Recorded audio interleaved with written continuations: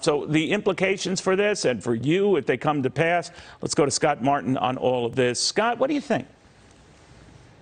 Doesn't look too great, Neil, but the good news is, as we've talked about over the last several weeks and months, the sooner we get the admission that we're in a recession by the administration or some of our favorite politicians, the sooner we're going to be at the end of this thing. If it drags out, if it's one of those things where we almost convince ourselves that we're not in a recession, then we are, then we're not, the longer this drags on, and therefore the longer the impact is on the stock market. So you almost want to rip the Band-Aid off.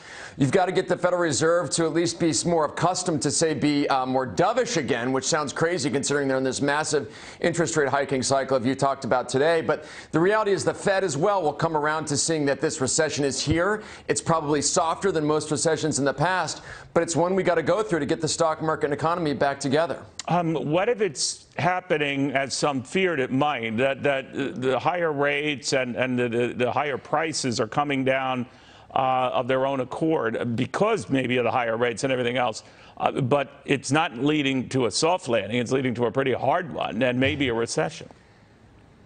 Yes, and prices coming down are a good thing. You're right. The market reacting to that, consumers reacting to higher prices with less demand is obviously good for the overall kind of cycle of things. But you don't want them to crash too hard because the volatility of just the prices alone, Neil, will trouble a lot of the businesses that are selling the goods.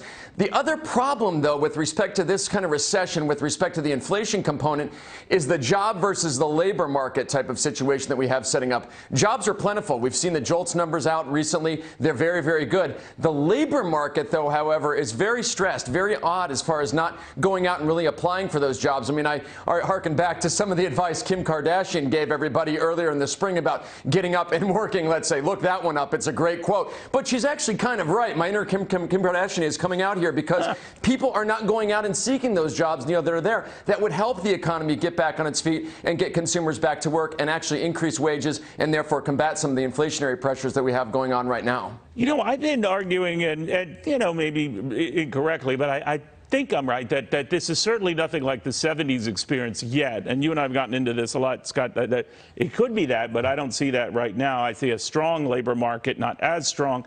But again, another reminder that 11.3 million jobs are open versus 6 million unemployed in the U.S. So a lot of jobs go begging, and that's a strong environment that would take a lot to chip away at. It could still happen. I'm just wondering if that could be the economy and maybe the market saving grace.